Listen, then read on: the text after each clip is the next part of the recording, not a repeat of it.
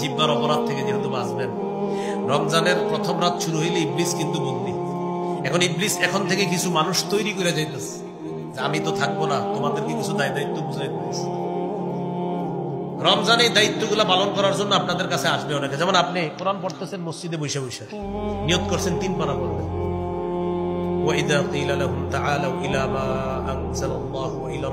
আপনি বসে বসে পড়তেছেন, একজনের পিছন দিয়ে এসে আসসালামু আলাইকুম, আপনার কি দরকার এখন সালামটা দেওয়া? না পড়তেছে, আজাক দিছে সালাম, তো সালামের জবাব নিয়ে বলতেছে ভাই তেলাওয়াত করতেছে। আচ্ছা করেন, একটু কথা আছে। তো উনি নিয়ত করছে কয় পারা পড়বেন?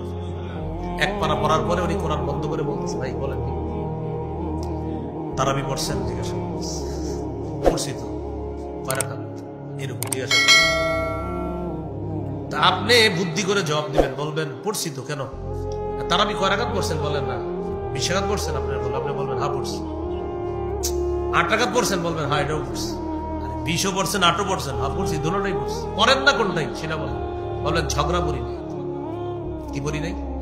তা পড়ছেন কোনটা? 20ও পড়ছি 8ও পড়ছি। এটা কেমনে?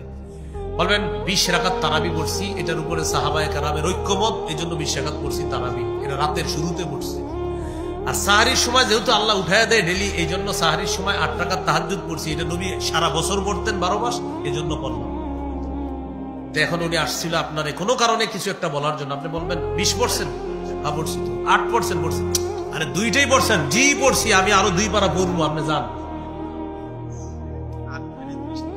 ফাইন সাবাহু আহাদুন, নবী বলছেন কেউ যদি ঝগড়া করতে আসে বলে দিবা ইন্নী ইমরুউন সাইম, আমি রোজাদার, ঝগড়া করব। তাহলে আমি আপনাদেরকে বলে দিলাম 20ও পড়বেন 8ও পড়বেন, 20 পড়বেন তারাবি, এটা হলো রমজানের আমল। আর তাহাজ্জুদ পুরা 12 মাসের আমল। এখন আপনি বলবেন হুজুর 12 মাস তো পড়ি না, চেষ্টা করেন পড়ার জন্য। 12 মাস আমাদের দেশে অনেক বুজুর্গরা 12 মাসও পড়ে, মানে আপনি পড়তে পারেন না, এটা আল্লাহ যেহেতু রমজানে উঠাইয়া দিচ্ছে, আপনি রমজানে 8 রাকাত তাহাজ্জুদ পড়ার চেষ্টা করবেন ইনশাআল্লাহ। না পারলে 6 রাকাত, না পারলে 4 রাকাত, না পারলে 2 রাকাত, 2 যেন মিস না হয়। প্রিয় ভাইরা 2 যেন কি না হয়, মিস না হয়। আর একটা গুরুত্বপূর্ণ বিষয়, সাহারিতে খেজুর খাবেন সবাই।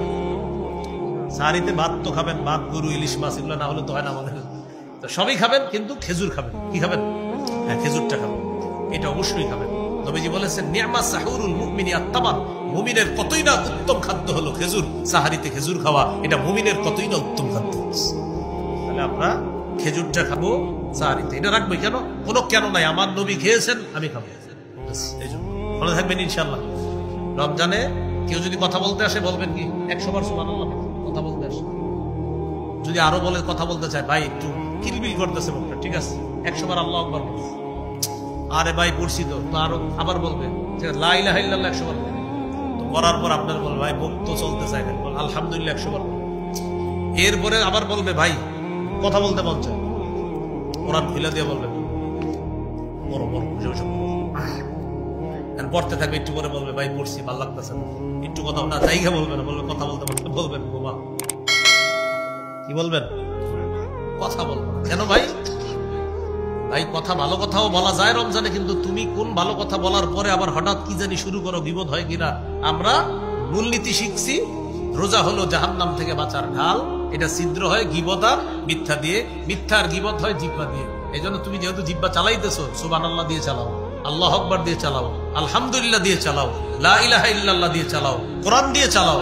ভাই অনর্থক কথার যদি নিয়ত করে থাকো, আল্লাহর রাস্তায় এখান থেকে যাও, না হয় ঘুমায় থাকো, আমি উঠে দিব তোমাকে। মনে থাকবেন ইনশাআল্লাহ। তাহলে ভাই রমজানটা কাটানোর চেষ্টা করবেন খুব ভালোভাবে। আল্লাহ তৌফিক দান করেন।